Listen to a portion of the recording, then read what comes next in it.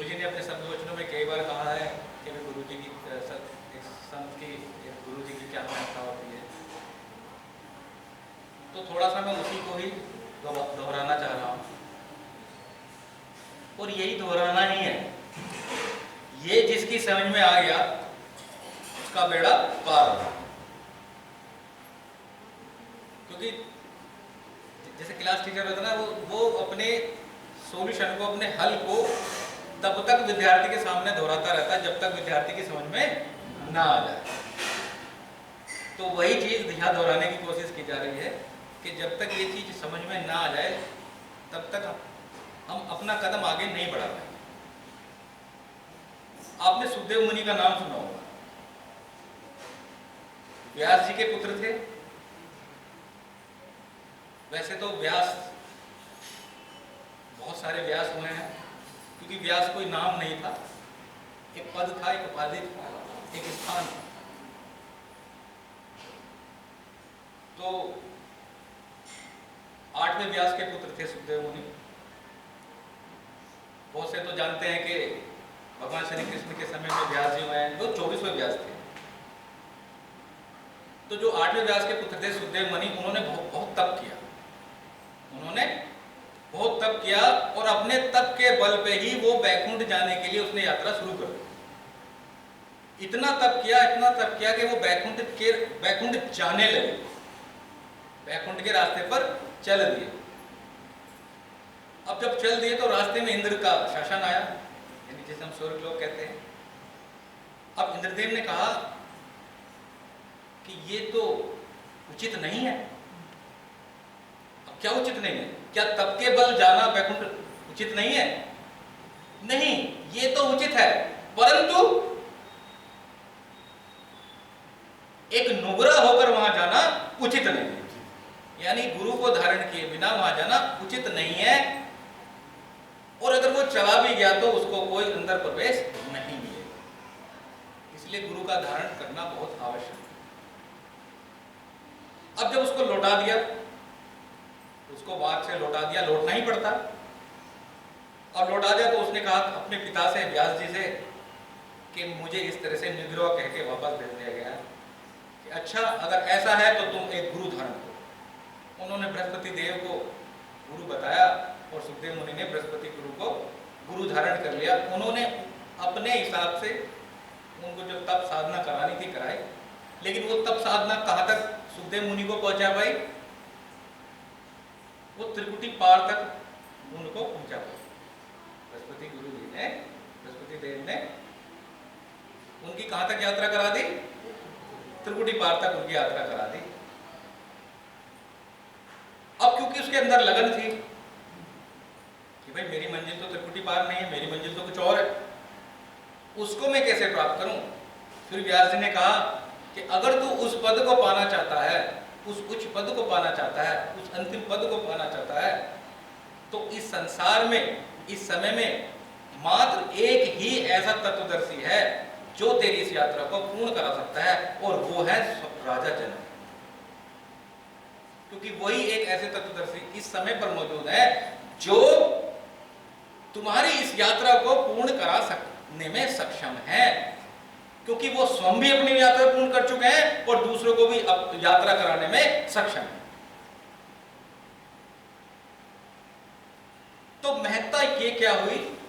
जैसे हम एक नर्सरी के अध्यापक से पढ़ते हैं तो नर्सरी की चीजें हम सीखते हैं, लेकिन अगर हम और हाई स्कूल की का ज्ञान हम लेना चाहें तो वो ज्ञान हमें वहां से प्राप्त नहीं हो सकता।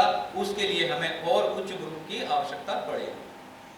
ठीक उसी तरह से जब हम और उच्च शिक्षा के लिए जाते हैं तो हमें और उच्च शिक्षक की आवश्यकता पड़ती है। इसी तरह से जैसा जैसी हमारी जिज्ञासा बढ़ती चली जाती है, जैसे जैसे ज्ञान हमें प्राप्त करना चाहते हैं, जैसे जैसे हम उस यात्रा को प्राप्त करना चाहते हैं, उस यात्रा पर चलना चाहते हैं, उसी अनुरूप हमें भी गुरु की आवश्यकता होती है। तभी तो कहते हैं भगवान श्री कृष्ण भी अर्जुन से कि तत्वदर्शी गुरु की शरण में जा, क्योंकि वही तेरी यात्रा को पूर्ण करा सकते हैं। और इसमें एक बात नोट किया आपने कि हर समय एक तत्वदर्शी गुरु जरूर मौजूद रहता है। और ये भगवान श्री कृष्ण ने गीता में भी कहा है कि कोई ना कोई इस जीव के उद्धार करने के लिए कोई सद्गुरु, कोई तत्वदर्शी या कोई स्वयं अवतार इस धरती पर जीवों के उद्धार के लिए आते जाते रहेंगे। और ये अकाल पुरुष भगवान ने भी ये कहा था कि जब काल ने ये सारी रूहें ले ली तो उन्होंने भी एक व्यवस्था कर दी थी कि काल मैं ये सारी रूहें तो दे रहा हूं, परंतु मेरे अवतार, मेरे सद्गुरु और जो मेरे तत्वदर्शी सद्गुरु हैं वो इस संसार में आते जाते रहेंगे और इन जीवों का उद्धार करते रहेंगे। उनका तू रास्ता नहीं रोकेगा, उनका तू रास्ता, मैं दोहरा रहा हूं, कैसे? ऐसे जीव जो प्रभु की प्राप्ति करना चाहते हैं, तत्वदर्शी सद्गुरु के सानिध्य में रहते हुए, ध्यान से सुनना, तत्वदर्शी सद्गुरु के सानिध्य में रहते हुए जो ईश्वर को प्राप्त करना चाहते हैं, जो उस अंतिम यात्रा को जाना चाहते हैं, अंतिम यात्रा मतलब वो मतलब समझ लेना, मैं उसकी बात कर रहा हूं, निर्वाण पद, जरूरी है क्लियर करना। तो जो उस मार्ग पर चलेगा उसका तू भी रास्ता नहीं रोकेगा। और होता भी ऐसा है, जो सच्चे हृदय से उस मार्ग के तरफ चलता है उसका काल भी कुछ नहीं बिगाड़ता। तो हर समय तत्वदर्शी कोई ना कोई आपके लिए, वो अपने लिए नहीं, वो हम सब के लिए, हम जीवों के लिए, मनुष्य के लिए, जीव उद्धार के लिए वो किसी ना किसी रूप में आते जाते रहते हैं।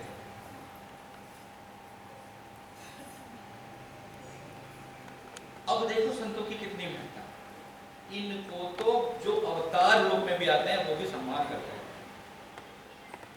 कैसे करते हैं? जब भगवान श्री राम को वनवास हुआ, पता है ना सबको वनवास हुआ,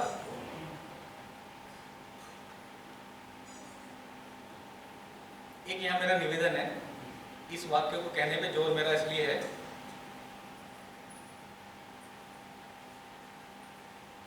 हम सबको तो पता है कि भगवान श्री राम को वनवास हुआ, लेकिन शायद हमारे बच्चों को भी पता होगा, लेकिन उनके बच्चों को शायद ना पता चले कि भगवान श्री राम कौन थे और उनके साथ क्या घटना घटी, क्या उनकी लीलाएं थी, क्यों हम उनको भगवान श्री राम कहते हैं। तो यहाँ हमारा कर्तव्य बन जाता है कि जो हमने सीखा है, जो हमने ग्रहण किया है, वो ज्ञान, वो उपलब्धि, वो प्राप्ति अब हमने बच्चों में स्थानांतरित कर दें, वो चीज हम अपने बच्चों को दे दें ताकि वो निरंतर बनी रहे। ये मेरा आपसे अलग से एक निवेदन है कि हमें अपने बच्चों को भी थोड़ा थोड़ा इस ओर लेके आना पड़ेगा, अपने ईष्ट या भगवान जो भी हमारे, जैसे भगवान श्री राम है, इन सब का हमें उनको बताना पड़ेगा कि भगवान श्री राम कौन थे, कृष्ण कौन थे, ये सब कौन थे। क्योंकि मैंने देखा है, मैंने महसूस किया है कि बहुत अंतर आ चुका है, हमारे बच्चों में बहुत अंतर आ चुका है, स्पेशली एनसीआर में तो बहुत अंतर आ चुका है।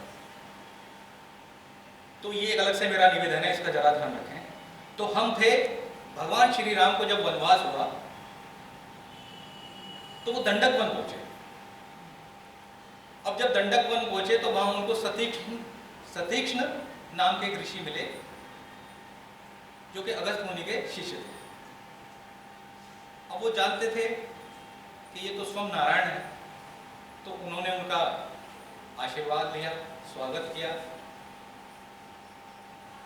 और उन्होंने कहा कि प्रभु अगर आपकी इच्छा तो मेरे गुरुदेव, कुछ ही दूरी पे मेरे गुरुदेव का आश्रम है, अगस्त मुनि उनका नाम था, उनका आश्रम है, अगर आप वहाँ प्रस्थान करने की इजाज़त देते हैं तो हम दोनों ही, मैं भी काफ़ी दिन से अपने गुरुदेव के सानिध्य में नहीं बैठ पाया हूँ, गुरुदेव के चरण स्पर्श नहीं कर पाया हूँ, गुरुदेव के दर्शन नहीं कर पाया हूँ, तो मुझे भी वो सौभाग्य प्राप्त हो जाएगा और एक नारायण के साथ गुरुदेव का सानिध्य प्राप्त हो तो मैं तो उस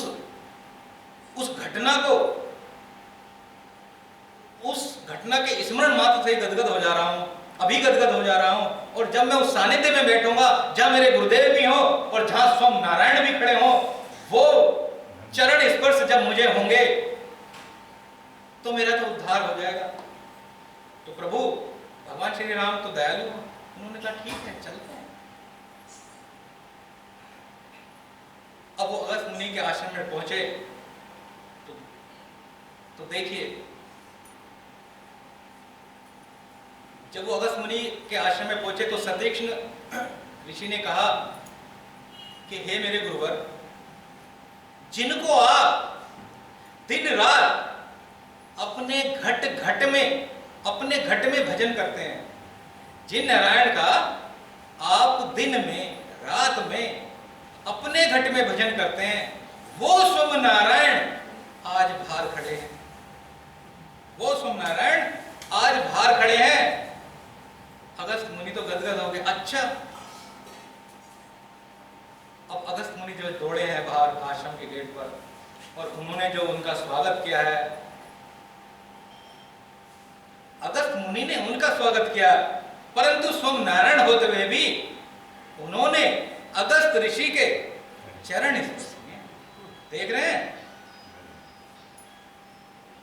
इसीलिए ऋषियों संतों के सद्गुरु की तत्वदर्शी गुरु की महत्ता हो। स्वयं नारायण भी चरण स्पर्श कर रहे हैं।